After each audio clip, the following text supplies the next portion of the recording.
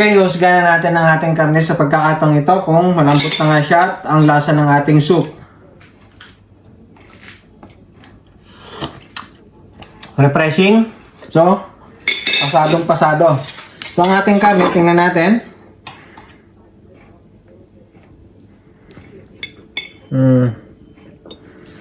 Napakalambot ng ating karne, oh.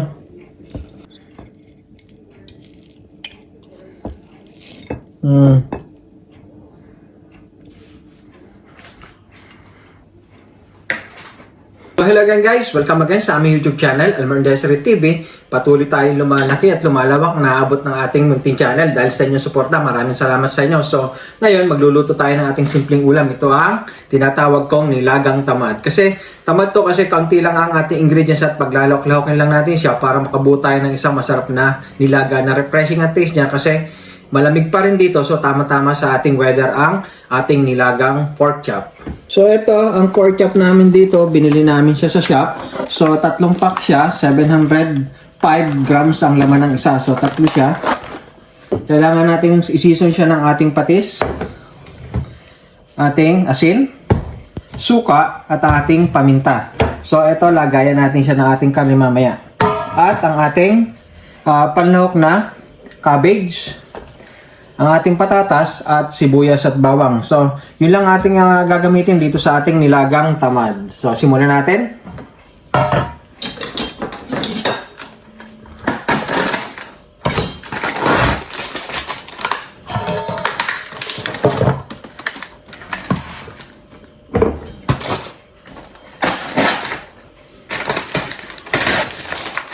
Hindi ko nilalapat yung ating kutsilyo at yung ating kamay sa karne para diretso na tayo. So mamaya na lang natin kapag hinugasan na natin to. So ito siya. Hindi na natin siya gagayatin. So gusto namin malalaki ang ating nilagang pork chop para malasap natin ang lasa ng ating pork chop pag nilaga na. Okay, set aside lang natin tong ating karne. At tandaan natin ang ating ingredients na bawang.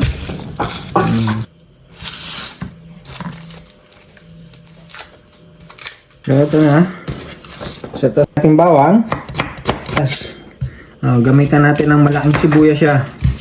Kasi mas mabango itong ating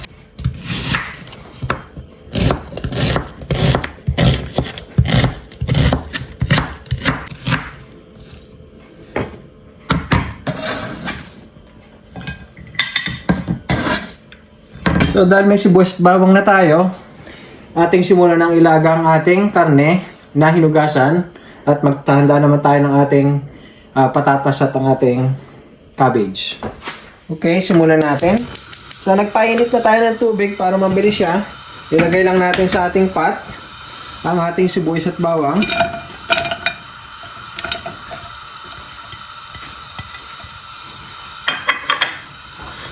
Ang ating paminta.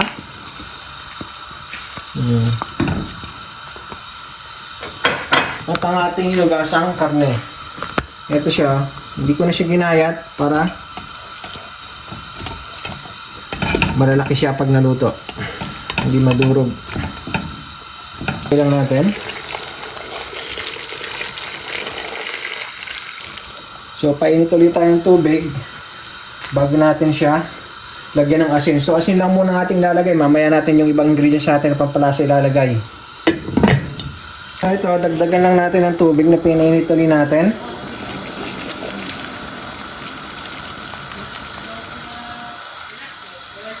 So, wag natin siyang pupunuin kasi maglalagay pa tayo ng gulay para hindi siya umawas.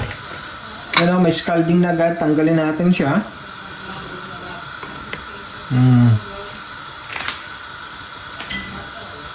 At atin siyang takpan. So lulutuin natin siya. Depende sa edad ng ating karne. So initially tingnan natin for 20 minutes to. So asin lang muna ang ating titimpla. Mamaya natin siya titimplahan ng iba. Haluin lang natin.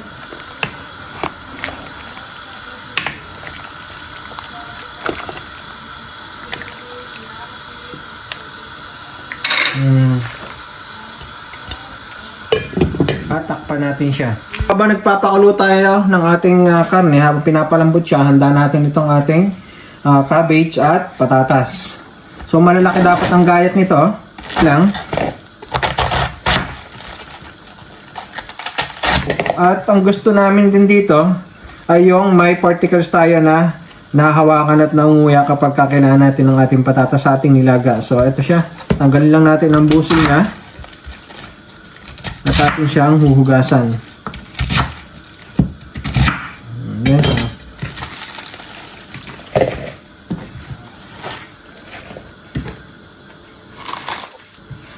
So this time, ito na mga ating mga patatas ang ating tatalup at gagayatin.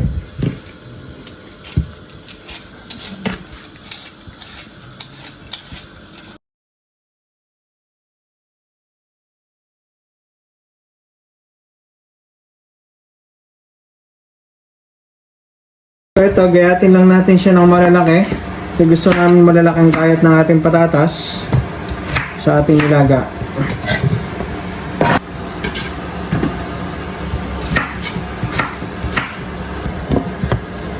Yung damihan natin ng ating patatas. So ito siya, hugasan lang natin siya. So ito, kuluan na siya, tingnan natin. At ating titimplahan na siya.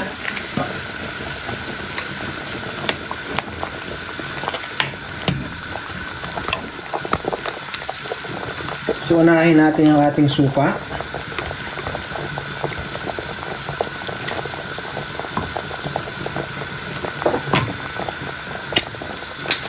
Ang ating patis.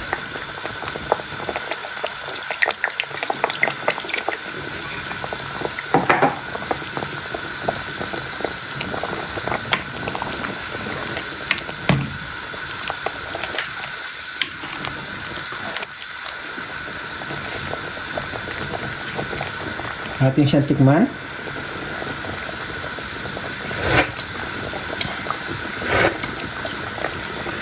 Ayos tamang-tama kasi natin Tatakpan uli natin siya. Maya-maya lang, malambot na siya ating lalok ng ating gulay. Unahin natin yung patatas bago ang ating cabbage. Natin kung ang ating karne ay malambot na. Kasi yung lasa niya, okay na siya. So itong karne, malambot na siya. Napipigtas ng ating laman at balat niya. So pwede nating lagay ang ating patatas. Tulad na sabi ko, mamaya natin lagay yung ating cabbage. So mabilis siya kasi kumukulo na yung tubig na nilahok natin kanina. So less time na tayo ng pagpapakulo ng ating tubig dito sa ating soup.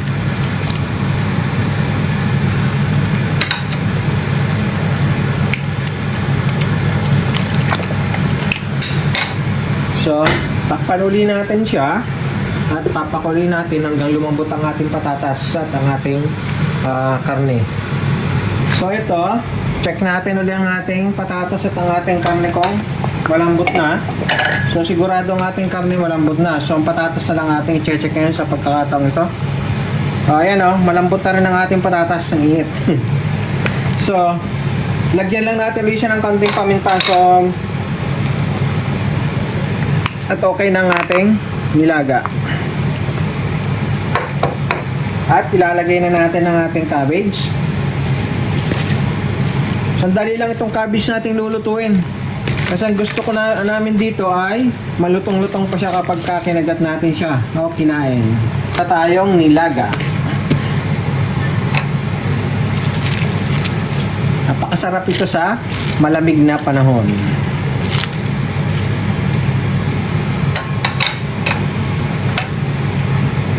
Takluban uli lang natin.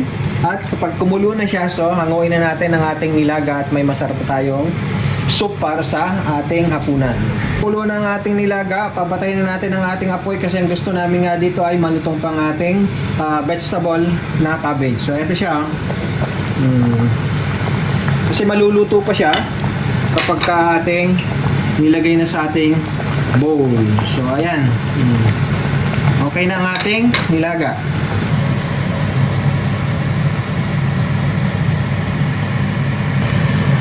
Ilalib lang natin yung ibang patatas na cabbage natin.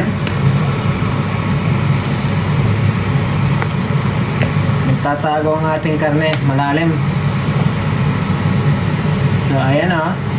Ang lambot na ng ating karne, ng ating patatas at ng ating cabbage. So ayan o, napupunit ng ating karne o. So ito na ang ating nilaga. Husgahan na natin siya.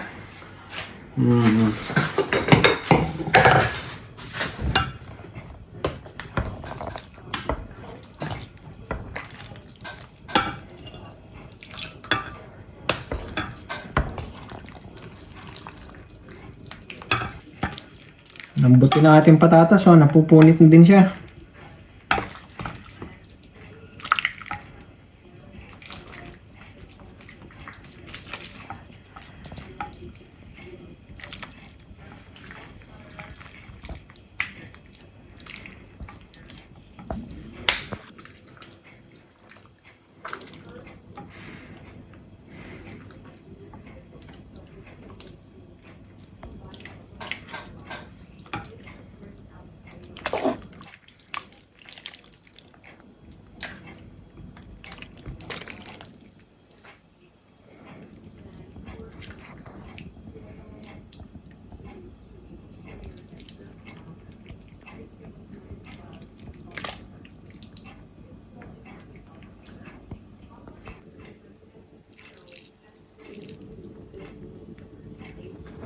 Okay, husgahan na natin ang ating karne sa pagkakataong ito kung malambot na nga siya at ang lasa ng ating soup.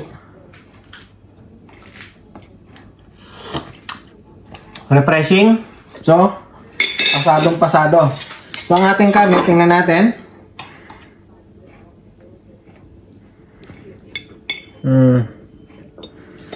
Napakalambot ng ating karne, oh.